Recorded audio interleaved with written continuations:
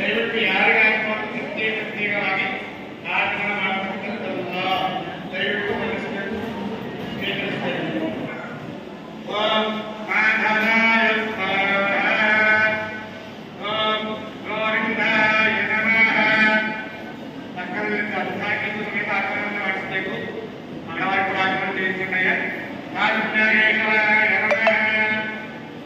ಓಂ ನಾರಾಯಣಾಯ ನಮಃ. ಓಂ ಮಾಧವಾಯ ನಮಃ. ಓಂ ಗೋವಿಂದಾಯ ನಮಃ. ಕೃಷ್ಣನೇ ನಮಃ. ಮಧುಸೂದನಾಯ ನಮಃ. ಜಗದ್ಗವಾಯ ನಮಃ. ರಾಮನಾಯ ನಮಃ. ಶ್ರೀಧರಾಯ ನಮಃ. ಶ್ರೀಜಯನಾಯ ನಮಃ. ಪದ್ಮನಾಭಾಯ ನಮಃ. दामोदराय नमः. शंकरगणाय नमः. वासुदेवाय नमः. सत्यनाय नमः. अनंताय नमः. विनोदनाय नमः. रोक्षणाय नमः. नारदाय नमः. दक्षिणाय विष्णु भागवताय कृतवक्षे सत्य भूमिनाय सुवंशं वासः वासुदेवाय शुभराय परमेश सहकुटुम्बस्य क्षेम धैर्य धैर्य वैर्य विजय अभय आयु आरोग्य ऐश्वर्य अभिवृद्ध्यर्थं धर्म अर्थ काम्य मोक्ष चतुर्विध फल पुरुषार्थ सिद्ध्यर्थं मम देहे स्थित वर्तिष्यमान आध्यात्मिक आदिदैविक आदिभौतिक नवनव जनित वंशात् संभवित सर्व अपमृत्यु पीड़ा परिहार द्वारा गुरुसेव आचरण अधिकार योग्यता सिद्ध्यर्थं तदंग आयुष्य अभिवृद्ध्यर्थं मम देशे शत्रुत्मक सर्व कृत्य दश विदश सूक्ष्मदश प्राणदश वामनक्षत्र नामनक्षत्र दश जन्मनक्षत्र वहित षष्ठ्यंश चक्र वृक्ष षष्ठ अष्टमस्थान स्थित दोष अंगग्रह भावग्रह दुष्टिग्रह उपग्रह पितृसंबंध पुत्रसंबंध पुत्रिकासंबंध मातृ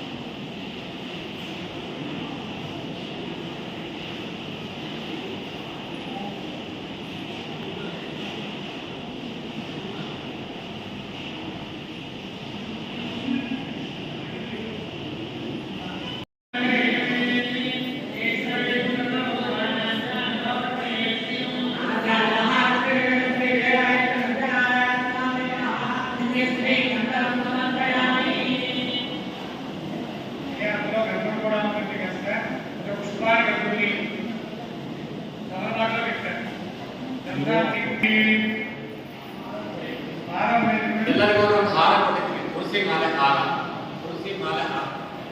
ಗಂಧರ್ವ ಮಾಲೆ 2009 ಮಾಡಿದ್ರು.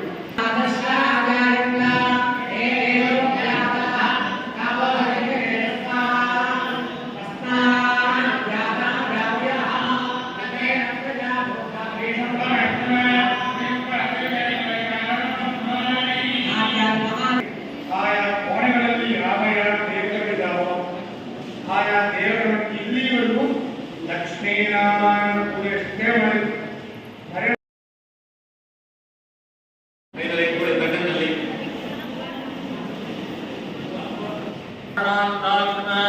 ಓಂ ಶ್ರೀ ಸತ್ಯನಾರಾಯಣ ಸ್ವಾಮಿ ದೇವತಾಂ ನಮಃ ಅಷ್ಟೋತ್ತರ ಪುಷ್ಪಾಕ್ಷರ ಪೂಜನಂ ಸಮರ್ಪಯಾಮಿ.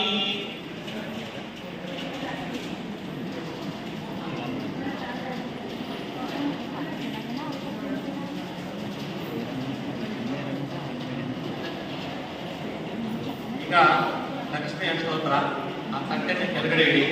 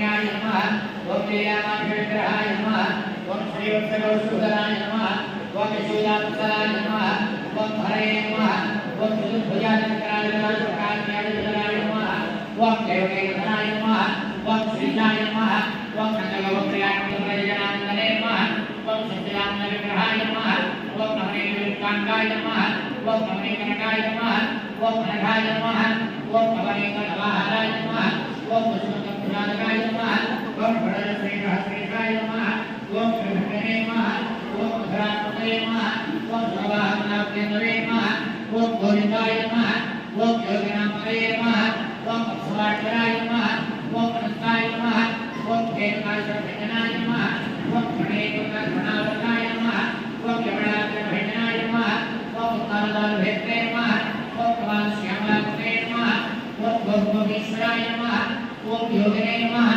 ओम कोटिसूर्यसमप्रभाय नमः ओम विरापते नमः ओम हरिद्रते नमः ओम यादवेन्द्राय नमः ओम योगमहाय नमः ओम धर्मालये नमः ओम वेदवासुते नमः ओम कार्यालनामहारकाय नमः ओम गोवर्धनाय नमः ओम गोमालाय नमः ओम सर्वबालकाय नमः ओम अजाय नमः ओम निरंजनाय नमः ओम कामयनकाय नमः ओम कैलवते नमः ओम मधुग्रे नमः ओम मधुराननाय नमः ओम द्वारकानायकाय नमः ओम भले नमः ओम वृंदावनानसंचारिणे नमः ओम तुलसीधामभूषणाय नमः ओम श्यामनारायणाय नमः ओम नरनारायणाय नमः ओम पंचाकृष्णाय नमः ओम नायरे नमः ओम ब्रह्मपुरुषाय नमः ओम श्रीलालितानंदनाय नमः ओम संसारे नमः ओम संसारे नमः ओम करारे नमः ओम गणकांतकाय नमः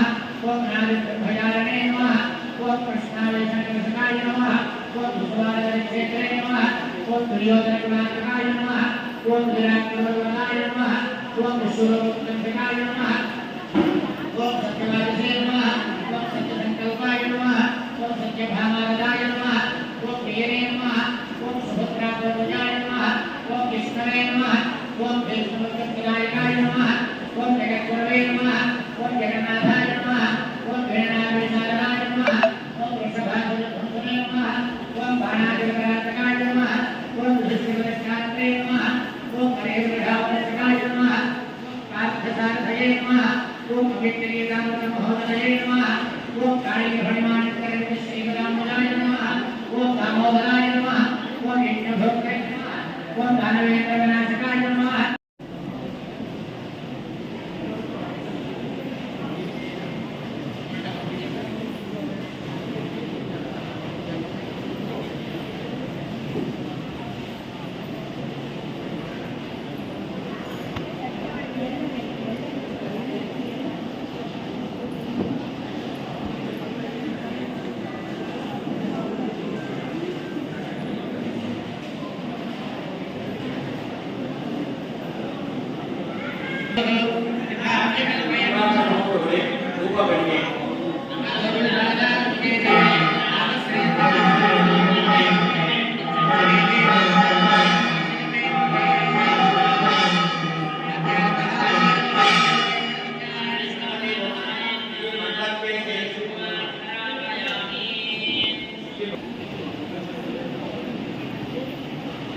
इडी मंडल के तोड़सी रूपोत्तर बेगे इडी मंडल में नारायण प्रवत्तास्तिका अज्ञान महारुष्टि समेत श्रीवेरवे सत्यनारायण स्वामिने नमः ये हाथ को करने वो संकल्प माने हुए थे उसके प्रति नमस्ते पन्ने हरिनामी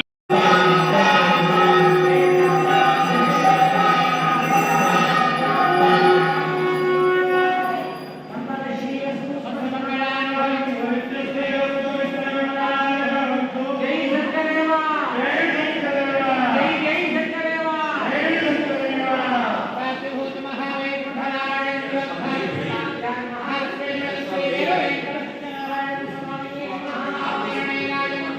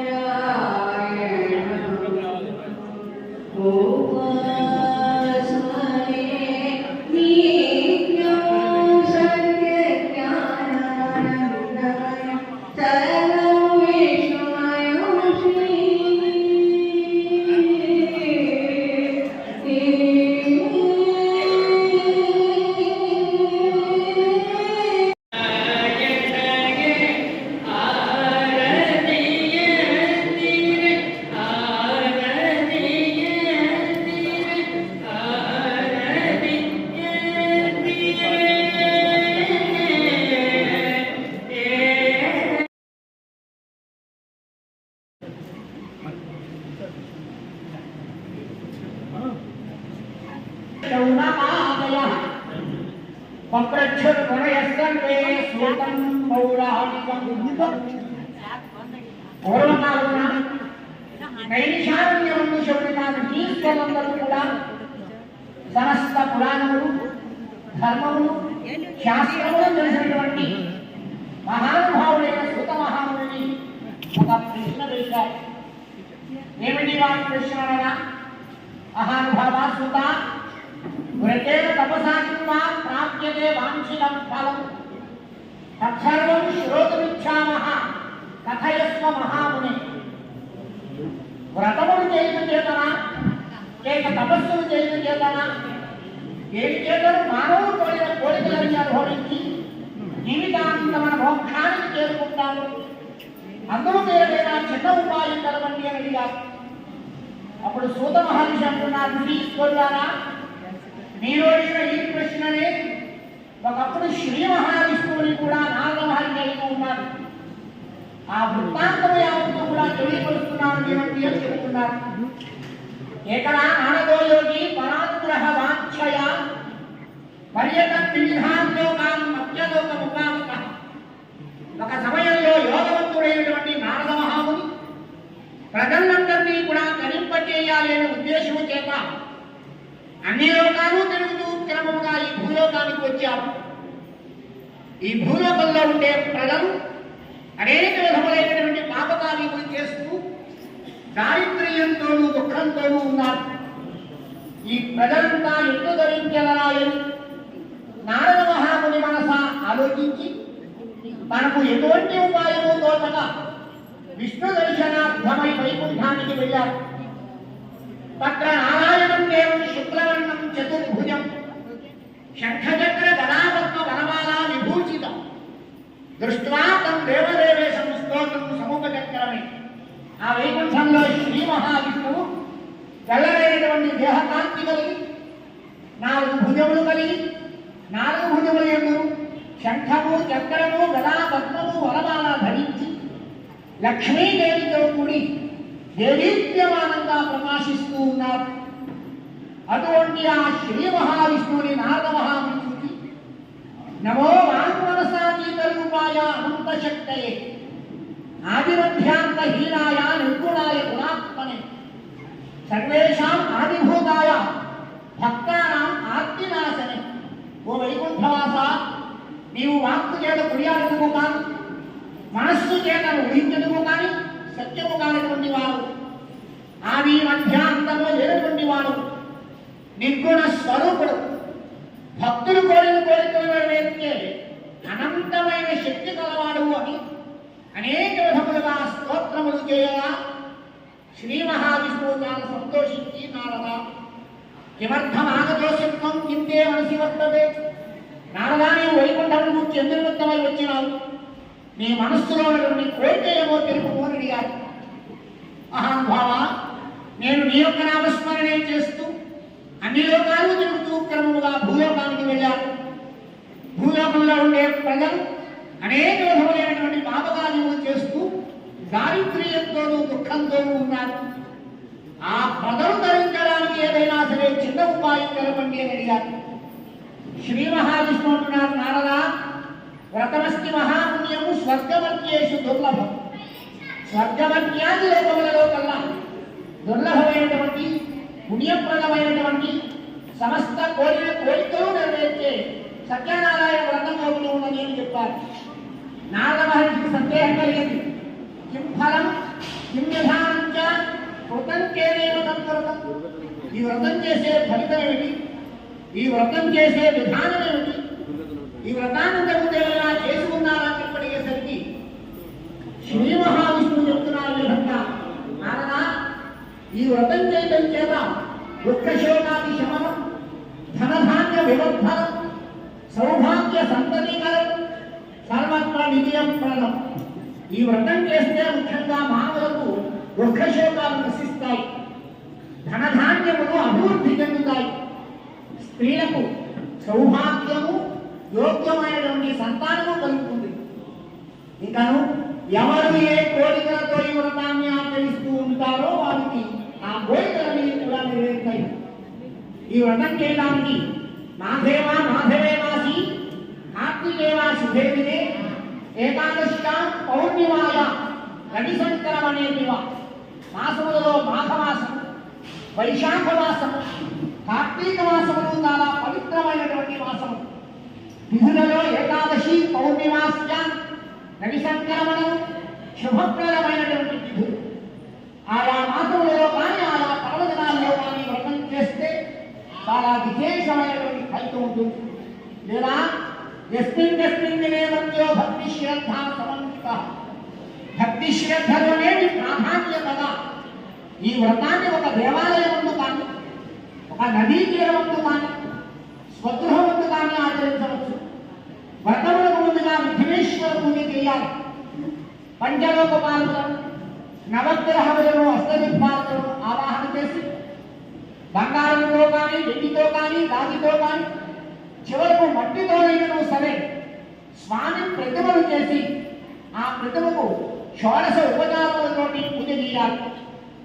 వ్రతానంతరమందు బ్రహ్మాఫలం ఘృతం క్షీరం గోధూమస్యక చూర్ణము అభావే చాలితోండం వా శక్కరంటే గుణంతథ. బాగా ఉండేటువంటి అరటి పండు, ఆవు నెయ్య, ఆవు పాలు, గోధుమ నూక లేదా పది నూక, పద్దనాల లేదా బెల్లముతో తయారు చేసిన ప్రసాదాన్ని స్వామివారికి నివేదన చేయాలి. ప్రేభ్యో దక్షిణాంతర్యా కథాశ్రుత్వాజనే స్వాహ. వ్రతానంతరం బ్రాహ్మణులకు, బంధువులకు భోజనము పెట్టి దక్షిణ తాంబూలము ఇచ్చి వారిని గౌరవించాలి. వారి ఇళ్ళ నుండి వెళ్ళేటప్పుడు కూడా సత్యదేవ సత్యదేవ అని నామస్మరణ చేస్తూ వెళ్ళాలి. కారణా ఏమంటుంటే మనుష్యానాం వాక్ఛాతిభ్యో విశేష కలియుగే లఘుపాలు. ఈ కలియుగంలో మానవులు ధరించడానికి ఈ సత్యనారాయణ వ్రతము కన్నా వేరైన ఉపాయం లేదు సుమాయని వైకుంఠంలో నారదులకు శ్రీ మహావిష్ణువు తెలిపారు. ప్రథమోధ్యాయ పరమేశ్వరాత్మ జయ రమాదేవితో జై సత్యదేవ. అథ ద్వితీయోధ్యాయ తర్వాత రెండవ కథ. కశ్చిత్ ఆశ్రితుడేమే యాసీత్ విప్రోతి విప్రమః క్షుద్రభుజాం వ్యాకులో భూత్వా నిత్యం తత్ప్రాప్తభూతం. నారద వారి ప్రశ్నలకు సమాధానంగా శ్రీ మహావిష్ణువు చెబుతున్నారు. ఇంతకుముందు వ్రతాన్ని ఎవరైనా చేసి ఉన్నారా ఇప్పటికే పెట్టి ఆ ప్రశ్నకు సమాధానంగా ఈ కథ చెబుతున్నారు. పూర్వకాలంలో అందమైనటువంటి కాశీపట్టణంలో గర్భదరిద్రుడు ప్రతినిత్యం కూడా భిక్షాటన చేసుకుని ఇస్తూ ఉంటే ఒక వేద బ్రాహ్మణుడు ఉండేవాడు. ఆ వేద బ్రాహ్మణుడు ఒక రోజున ఆకలి బాధ చేద్దాం, కాశీపట్టణంలో ఎన్ని వీధులు తిరిగినా కూడా పిడికిరైన కూడా భిక్ష లభించక అతి విచారంతో భగవన్నామస్మరణ చేస్తూ ఉన్నాడు. దుఃఖితం బ్రాహ్మణం దృష్ట్యా భగవాన్ బ్రాహ్మణ ప్రియ వృద్ధ బ్రాహ్మణ రూపస్థం పంపించ నిజమాతర. అలా విచారిస్తున్నటువంటి వేద బ్రాహ్మణుడు భగవంతుడికి దయ కలిగింది. వెంటనే ఒక ముసలి బ్రాహ్మణ రూపంలో ఈ వేద బ్రాహ్మణుడికి ఎదురుగా వచ్చారు. కిమర్థం కర్మషే విప్ర మహీ నిత్యం సుదుఃఖిత. ఎవయా బ్రాహ్మణుడా, ఈ కాశీపట్టణంలో ఇంత విచారంగా తిరుగుతున్నావు, ఏమిటి కారణం అడిగారు. వేద బ్రాహ్మణుడు అంటున్నారు, మహానుభావ నేను బ్రాహ్మణుడిని, దరిద్రుణ్ణి, భిక్షాటన చేస్తూ జీవిస్తూ ఉంటాను. నా దరిద్రము దుఃఖము పోయే ఉపాయం ఏమిటిగారు. ముసలి బ్రాహ్మణ రూపంలో ఉన్న సత్యనారాయణ స్వామి వారు అంటున్నారు, బ్రాహ్మణుల విచారణకు సత్యనారాయణ విష్ణువు వాంఛితార్థ ఫలప్రద. సమస్త కోరికలు నెరవేర్చే సత్యనారాయణుడు అనే భగవంతుడు ఉన్నాడు. ఆ దేవుడి యొక్క వ్రతం కొట్టి ఉన్నది. ఆ వ్రతం నీవు చేసినట్లయినా నీ దరిద్రము దుఃఖము పోయి నీకు సమస్త సంపదలు కలుగుతాయి. ఈ వ్రతం చేసే విధానం అంతా మీ మాయమైపోయారు. వేద బ్రాహ్మణుడు ఇల్లు చేరుకున్నాడు. రాత్రి భగవన్నామస్మరణ చేస్తూ జాగరణ చేశాడు. ఉదయాన్నే స్నాన సంధ్యావందనాన్ని బ్రాహ్మణ పుత్రులని కూడా నెరవేర్చుకున్నాడు. భిక్షపాత్ర నిలబెట్టుకుని సత్యదేవ, ఈ రోజు నేను భిక్షాటమై కాశీపట్టణానికి వెళ్ళగా ఎంత ధనమైతే నాకు సంప్రాప్తమవుతుందో ఆ ధనం చేతనే నేను వ్రతం చేస్తాను. భగవన్నామస్మరణ చేసి భిక్ష నిమిత్తమై కాశీపట్టణం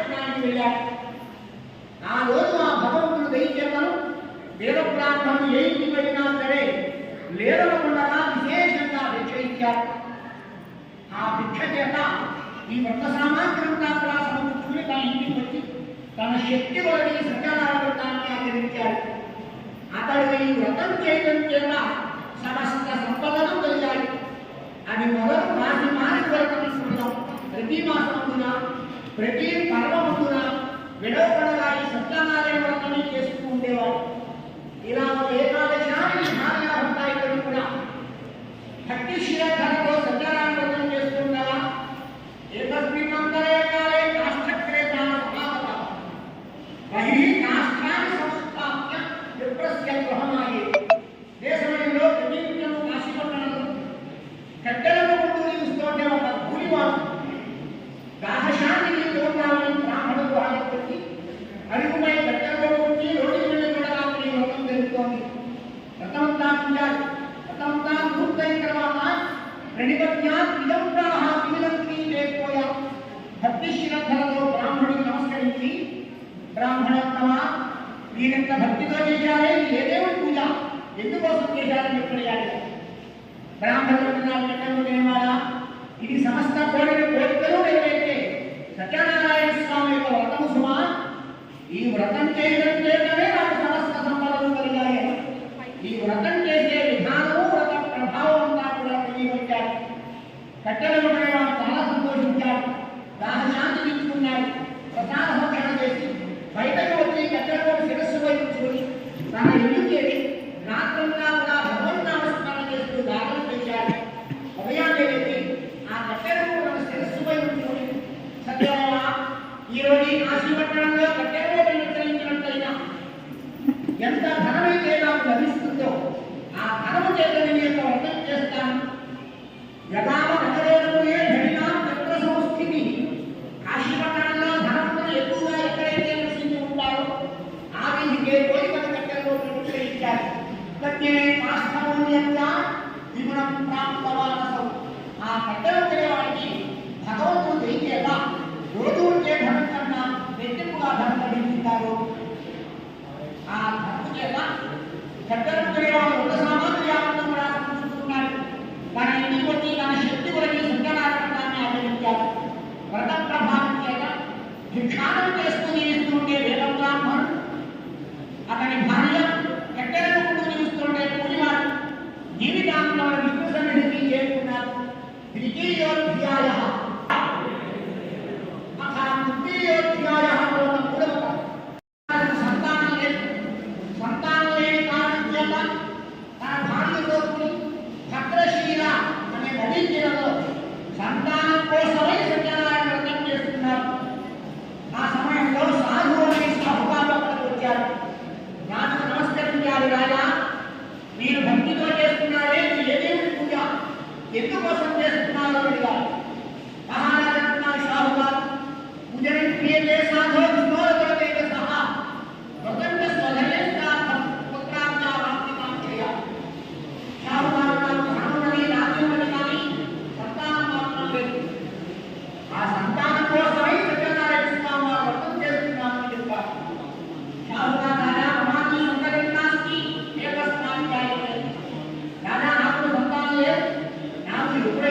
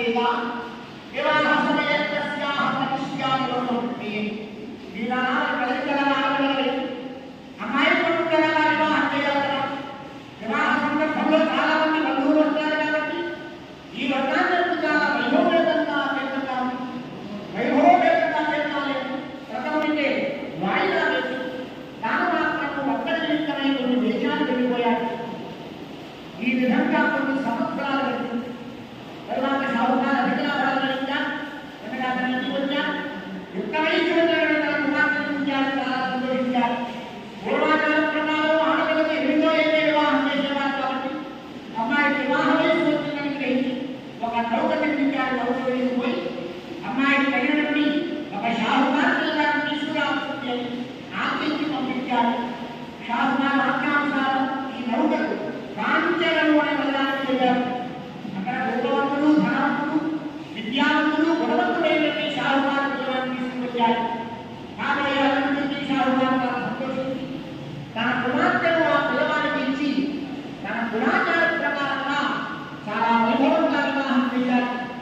తతో భాగ్యవశాత్తేన విష్ణునం వ్రతోత్తమం వివాహ సందర్భంలో తనకంటే ధనవంతుడైనటువంటి షాహుకారు కుమారుడు అన్నుగా లభించాడని తన మధాన్మతలో ఉంటున్నవారే అప్పుడు కూడా ఈ వ్రతం మాట మర్చిపోయారు. పైగా అనువాదం కూడా ఇంకా విశేషంగా వ్యాపారం చేసి ధనాన్ని సంపాదించాలి అని 2 వాడలు ఏర్పాటు చేసుకున్నారు. 2 వాడలైనా రత్నసంచి వేసుకున్నారు. అల్లుడు వారికి కూడా సింధు నదీ తీరంలో ఉన్నటువంటి రత్నసాను అనే పట్టణానికి వెళ్ళి అక్కడ వ్యాపారం చేస్తూ ఉన్నారు. సత్యనారాయణ స్వామి సాధపడించారు. ఏమంటే ఈ షాహుకారు ఉన్నారే సంతానం కలిగితే నా వ్రతం చేస్తానన్నారు. సంతానం ఇచ్చాను, నా వ్రతం చేయలేదు. తిరిగి అమ్మాయి వివాహ సందర్భంలో చేస్తానన్నారు. వివాహం కూడా ఉంటుందైతే నా వ్రతం చేయలేదు. మానవుడికి కొన్ని కష్టములలో ఉన్నప్పుడు మాత్రమే ఈ భగవంతుడు అనేవాడు జ్ఞాపకం రావడం మానవుడికి స్వభావమైనది. కష్టములు కలిగితేనే కానీ భగవంతుడు అనేవాడు జ్ఞాపకానికి రాడు. ఈ రోజున నాయకుడి షాహుకారు కుటుంబానికి నా మాయ చేత కొద్ది కాలం పాటు గొప్పనైన దుఃఖములు పొందుదాక అని సత్యదేవుడు షాహుకారు శాపించారు.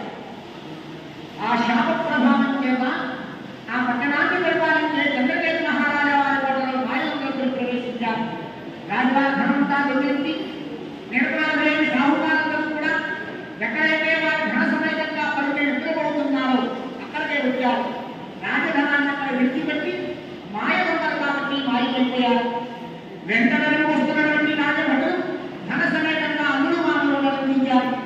దొంగలుగా చక్కెర వెళ్ళి రాజుతో తీసుకొచ్చారు. రాజా కష్టం గౌసమానితో ప్రభు గంగరెడ్డి భటులు తీసుకొచ్చాం. జ్ఞాన విచారణ చేసి శిక్షణ విధించండి అని ప్రార్థన చేశారు. మహారాజా వారు ధన సమేతంగా వెళ్ళిన దొంగలు కాబట్టి వేరే న్యాయ విచారణ లేకుండా నేరాన్ని విచారణ చేయకుండానే అల్లుడు నౌకర్ని కూడా చట్టాల్లో బంధించమని ధనాన్ని ధనాగారంలో చేర్చమని ఆజ్ఞించారు. రాజా ప్రమాణం నిరపరాధులైన అల్లుడు నౌకర్ని కూడా ఇక్కడ ఖైదులో బాధపడుతున్నారు. భగవంతుడి మాయ చేత చోరేనా అపోహం సర్వం గృహే గచ్చస్థితం ధనం అన్నచింత పరాభూత్వ భ్రామాటే గృహే గృహే స్వామివారి దయ చేత ఇందులో ఉన్న ధర్మంతా కూడా దొంగలకే దొంగిలివ్వబడి తినడానికి తిండి లేక కట్టుకోవడానికి వారు వస్త్రం లేక ప్రతి ఇంత భిక్షాటన చేసుకుని ఇస్తున్నారు. ఒకనాటి అర్ధరాత్రి సమయమున కళావతి కుమార్తె ఇంటికి వచ్చేసరికి తల్లి మందలిస్తోంది. రాత్రౌ స్థితాపుత్ర ఇంతే మనసు వస్తుంది. అమ్మాయి నీవు చూస్తే ఎంత వస్తున్నటువంటి ఆడపిల్లాను ఇంత రాత్రి వరకు పరాయిలో వచ్చినా నీ మనసులో కోరిక ఏమో తెలుగుని పడేసరికి కుమార్తె భయపడుతూ ఉన్నా విజాలయే వదన్మానః దృష్టం కాంక్షిత సిద్ధితం సమస్త కోరికలు నెరవేర్చే సత్యనారాయణ వ్రతమట ఓ బ్రాహ్మణ గృహంలో జరుగుతోంది. ఆ వ్రతం ప్రారంభించారు. వారించిన ప్రసాదాన్ని జ్ఞానం కలిగి ప్రసాదించింది. లీలావతి వెంటనే ఆ ప్రసాదం తిన్నది. ఈ ప్రసాద మహిమ చేత నాకు పూర్వపునాంతరంగా కూడా జ్ఞాపకానికి వచ్చింది. అమ్మాయి పిల్లలు కలిగితే సత్యనారాయణ వ్రతం చేస్తాను. మీ నాన్నగారు నేను కూడా అనేక వర్గాలు ఆ సత్యనారాయణమూర్తి ప్రార్థన చేసి ప్రసాదాన్ని తిన్నాం. ఆ భగవంతుడు దయచేతనే నేను నాకు కలిగావు. కానీ ఇంతవరకు మీరు వ్రతం చేయలేదు కాబట్టి కష్టమైన యావత్తు కూడా మనకు సంభవించాలి. అప్పుడు భగవంతుడిని జ్ఞాపకాన్ని తెచ్చుకుని ప్రార్థన మాత్రమే చేశారు. ప్రార్థన మాత్రం చేతనే సత్యనారాయణ స్వామి చాలా సంతోషించారు. ఆనాటి రాత్రే ఆ చంద్రకేతు మహారాజు కలలో కట్టించారు. రాజా మీ ఖైదులో శాపకాలతో కూడా మొదలు కాదు. నా భక్తులు నా శాపవశాత్తు నీ ఖైదులో బంధిపోయి ఉన్నారు. కానీ ఉదయాన్నే లేని ఇక్కడ సంఖ్యలోకి వారి వద్ద తీసుకున్న ధర్మస్థానాన్ని ఇచ్చి వారి దేశానికి పంపించి నాశయిష్యాన్ని స్వరాజ్య ధర్మపుత్రులకు నీవు ప్రమాణం చేయకపోయినట్లయినా నీ రాజ్య సమేతంగా నేను నాశనం చేస్తున్నానుకున్నాయి. స్వప్నములని అంతర్ధానం చెందారు. మహారాజు భయంతో సభయాత్వాడిగా నుంచి సభామండగా